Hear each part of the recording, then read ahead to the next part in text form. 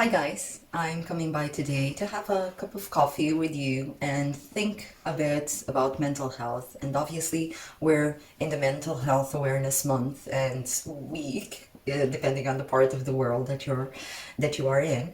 And as you might be aware, I had the Mental Health Foundation's challenge last week that finished last week, and it happened over Facebook, and the whole idea was to put the challenge down this week. However, I decided not to do that because obviously it's the whole month that we're going to be talking about mental health, and this particular week also is the Mental Health Awareness Week.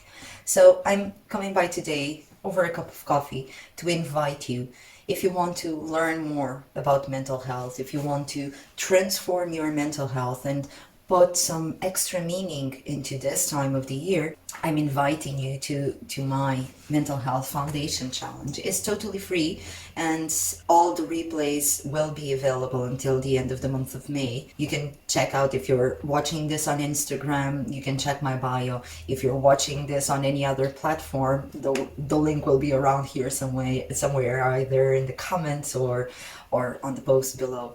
So mental health is obviously a struggle for all of us at this stage, not just due to the COVID pandemic, but because COVID brought a lot of lack of distractions. And with that lack of distractions, we are challenged by our backpack of emotions, of undealt emotions or unresolved emotions. So, on top of being this particular month, the Mental Health Awareness Month, it's also important for us to deep dive on our mental health because of this current pandemic and all the challenges it brought to us. So that's my invite for you today.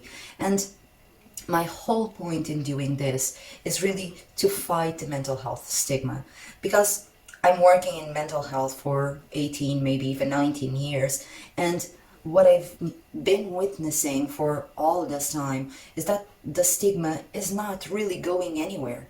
We tend to feel more often than not that to have a mental health challenge is a weakness. And the message that I would like for you to hear today and throughout this whole month is that it's not. Mental health is just one part of our overall health.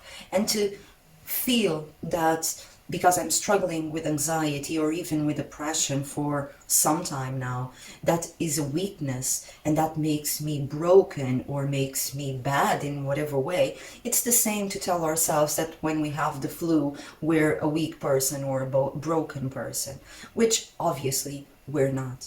So my invite to you is to learn how to look at yourself and to develop some self-awareness regarding your emotional selves, the inner part of ourselves, so we can then deal with those emotions instead of just, as we more often than not do, put them behind our backs and say something along the lines of "cop on, everything will be okay eventually."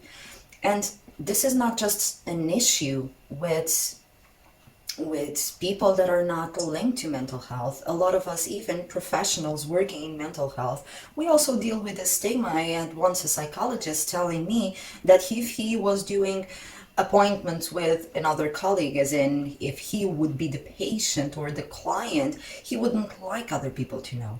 So this mental health stigma is deeply, deeply rooted in this idea that we're weak if we cannot cope with our emotions. However, in order to cope with our emotions, we need to be aware of them.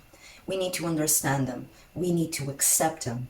So then we can develop the coping strategies and skills to deal with all those emotions. You see, emotions, they are there for a reason. They are letting us know about something that's happening inside of us or around us. So they are very important. And the idea that we should just push them away, it's not really wonderful. And it doesn't work for our mental health, but especially it doesn't work for our overall health. Because if we don't mind our mental health will then become our physical health.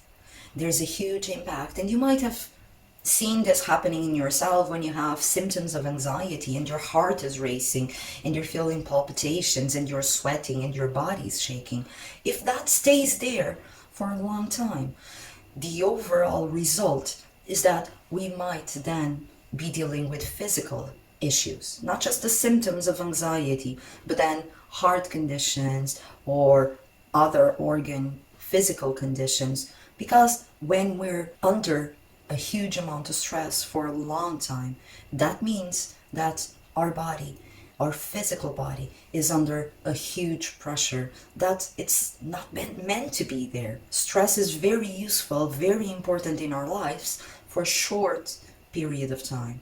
Anything beyond that, it starts to bring negative consequences. So again, it's the mental health month, the mental health awareness month. And I'm inviting you not just to reflect and read all the posts that are going around on social media about mental health, but also to take a deep reflection into your emotional self and start to mind your emotional self and your mental health from today. And then I'll bring you this challenge, this Mental Health Foundations challenge. Check the link somewhere around here, and I'll see you on the Facebook group. All the best, and I'll see you soon. And as always, don't forget to live an amazing life, your amazing life. Cheers with a coffee to the Mental Health Awareness Month. All the best.